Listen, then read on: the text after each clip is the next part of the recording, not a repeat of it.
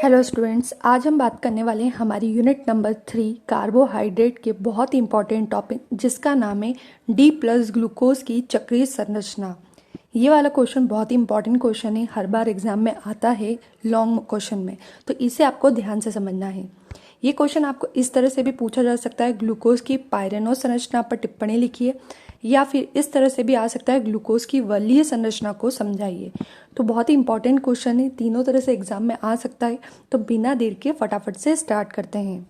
सबसे पहले थ्योरी लिखी हुई है, ग्लूकोज के ओपन चेन स्ट्रक्चर की सहायता से ग्लूकोज के अन्य गुणों को स्पष्ट किया जा सकता है, किंतु निम्न तथ्यों का स्पष्टीकरण नहीं किया जा सकता है।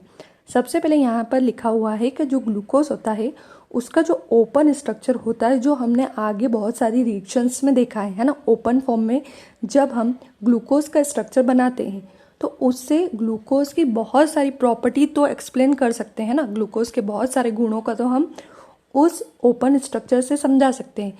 लेकिन फिर भी कुछ तथ्य ऐसे होते हैं जिनको ग्लूकोज के ओपन स्ट्रक्चर से समझाना पॉसिबल नहीं होता है। तो ऐसे कौन से तथ्य हैं जिन्हें हम ग्लूकोज के स्ट्रक्चर से नहीं बता सकते, वो नीचे लिखे हैं।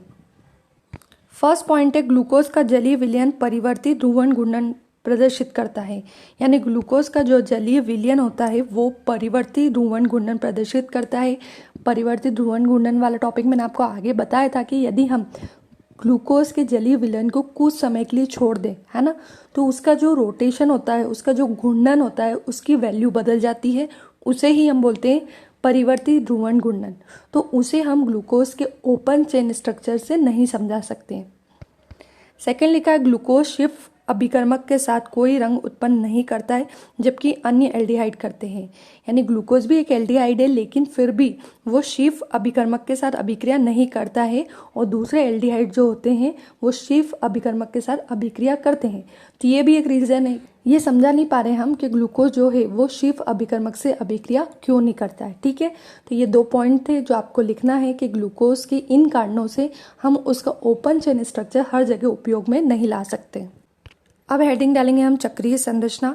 उपरोक्त तथ्यों का स्पष्टीकरण करने के लिए फिशर ने सुझाव दिया कि ग्लूकोज की एक चक्रीय संरचना होती है। यानी ऊपर जो तथ्य दिए हैं उनके हिसाब से फिशर को लगा कि ग्लूकोज जो होता है उसका एक चक्रीय स्ट्रक्चर होता है, चक्रीय संरचना होती है, यानी साइक्लिक फॉर्म में एक उसका संरचना होती है।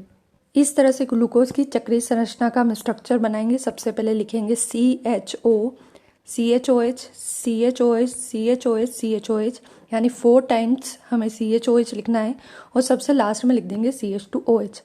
ये तो हो गया ग्लूकोज का ओपन चेन स्ट्रक्चर। ठीक है, अब बनाएंगे हम ग्लूकोज की चक्रीय संरचना। तो उसके लिए हम क्या करेंगे, उसके लिए CHOH, CHOH, CHOH 3 बार लिख देंगे। ये जो 1 2 3 CHOH हम लिख देंगे। उसके बाद हम क्या करेंगे, ये जो CHO है तो ये CH और O की इस तरह से रिंग बना देंगे। क्लियर, ये जो CHO था तो यहाँ इसका CH आ जाएगा और इस तरह से O की रिंग बन जाएगी।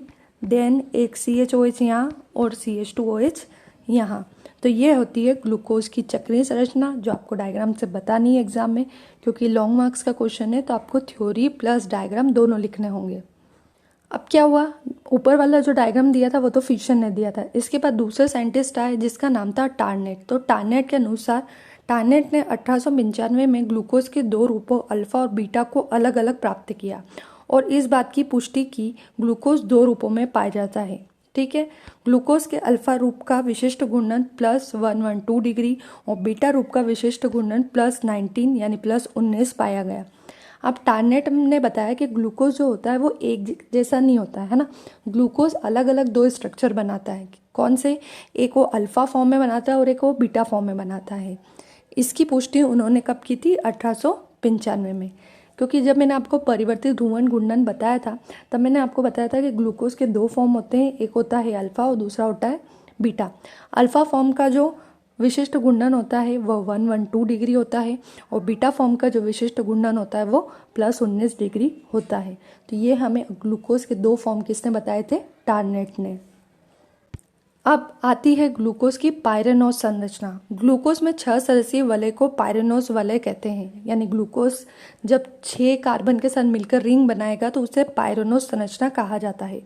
हावर्थ ने अल्फा और बीटा डी प्लस ग्लूकोज के लिए निम्न पायरेनोज संरचनाएं प्रस्तावित की। हेवर्थ जो थे साइंटिस्ट, हेवर्थ ने ग्लूकोज के जो 2 फॉर्म थे अल्फा और बीटा, उन दोनों के लिए अपनी अलग अलग पायरेनोज संरचनाएं बताई कि अल्फा ग्लूकोज की अलग पायरेनोज संरचना होती है और बीटा डी प्लस ग्लूकोज की अलग होती है। आगे लिखा है लगभग सभी शर्कराओं को पायरेनोज सूत्र के द्वारा प्रदर्शित किया जा सकता है। एक्स किरण विश्लेषण द्वारा पायरेनोज सूत्र की पुष्टि होती है। यानी उन्होंने बोला कि केवल ग्लूकोज ही नहीं, ग्लूकोज जैसे और भी जो शर्कराएं होती हैं, है ना, उनको भी हम पायरेनोज संरचना का उपयोग करके समझा सकते हैं, बता सकते हैं। इसके अलावा उन्होंने इसको एक्सरे वाला प्रैक्टिकल करके देखा, तो यहाँ लिखा हुआ है एक्सरे किरण विश्लेषण द्वारा उन्होंने पायरेनोज संरचनाओं की पुष्टि की। इसके बाद आपको ग्लूकोज की पायरेनोज संरचना बनानी है, तो किस तरह से बनाएंगे, आपको एक रिंग बनानी है ना। यहाँ पे इस तरह से देखो, एक साइड का डायग्राम आप तैयार कर लो, दूसरे साइड का ऑटोमेटिक रेडी हो जाएगा, थोड़ा सा चेंज करना है।